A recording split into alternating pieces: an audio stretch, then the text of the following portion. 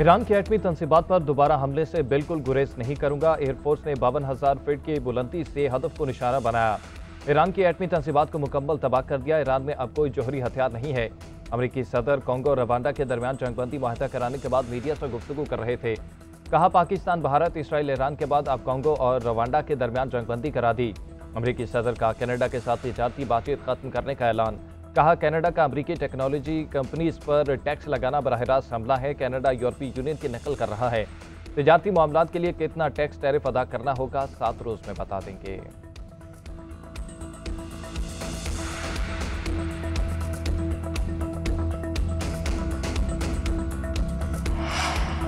अमरीकी सदर ट्रंप ने ईरान को जौहरी मुआहदे के इवज 30 अरब डॉलर की ऑफर कर दी। ईरान पर पाबंदियों का खात्मा और अरबों डॉलर के मुंजमद फंड्स भी दिए जाएंगे। इसराइली अखबार का दावा। अखबार के मुताबिक अमरीका ईरान को सिविल जौहरी प्रोग्राम में 30 अरब डॉलर की मदद फराहम करेगा। ट्रंप इंतजामिया ने ईरान के साथ पेशकश पर बातचीत शुरू कर दी है। रिपोर्ट में दावा किया गया है कि सीज फायर के फौरी बाद ईरान और अमरीका में मुआहदे पर मुज़ाकरात शुरू हो चुके हैं।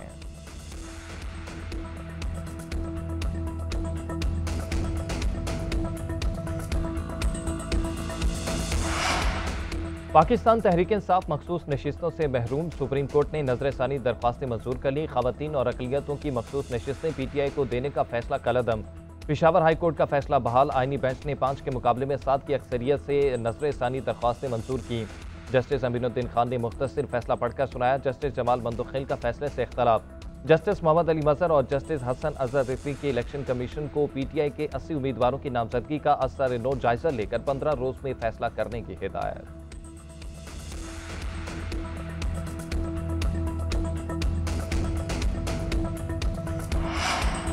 हुक्मरान इत्तेहाद की कौमी असम्बली में 2/3 अक्सरियत बहाल। सुप्रीम कोर्ट के फैसले के बाद कौमी और सूबाई असम्बलियों में 77 मखसूस नशिस्तें मिल गईं।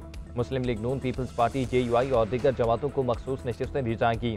कौमी असम्बली में खवातीन की 20 और अकलियतियों की 3 सीटें हैं। पंजाब असम्बली में 24 खवातीन और 3 अकलियती अरकान बहाल। खैबर पख्तूनख्वा की 21 खवातीन और 4 अकलियती अरकान भी बहाल। सिंध असम्बली की 2 खवातीन और 1 अकलियती रुकन दोबारा NPA बन गए।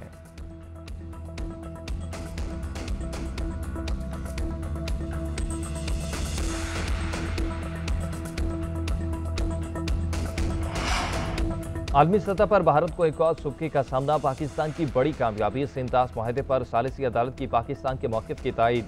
भारत का मुआहदे को एकतरफा तौर पर मुअत्तल करना गलत करार। भारतीय इक़दाम से अदालत की फैसला साजी की हैसियत बिल्कुल मुतासिर नहीं होती। मुआहदे पर फैसला साजी जारी रखेंगे। फैसले का मतन लिखा। सिंतास मुआहदे का बगौर जायजा लिया। कहीं भी एकतरफा मुअत्तली की शिक शामिल नहीं। मगरबी दरियाओं पर गैर कानूनी आबी ज़खायर की तहक़ीक़ के खिलाफ पाकिस्तान ने 2016 में सालिसी अदालत से रजू किया था।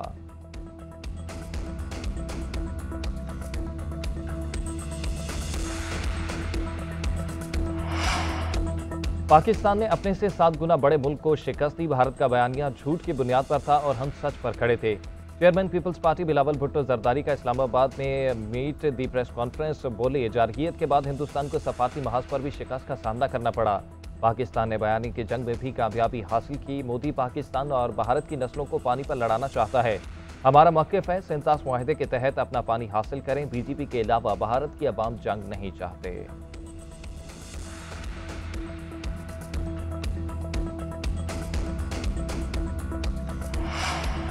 भारत की बालादस्ती न पहले कबूल की, न आइंदा कबूल करेंगे। Army chief field marshal Syed Asim Munir का 2 टोक पैगाम। कॉमन ट्रेनिंग प्रोग्राम में शामिल अफसरान से खिताब में कहा कि बहसीयत कौम पाकिस्तानी न कभी भारत के आगे झुके हैं, न ही आइंदा झुकेंगे। हिंदुस्तान खित्ते में दहशतगर्दी का सबसे बड़ा सरपरस्त है। दहशतगर्दी भारत का अंदरूनी मसला है। ये उसका अपनी अक़लियतियों, ख़ुसूसन मुसलमानों से ज़ालिमाना रवैयों का नतीजा है।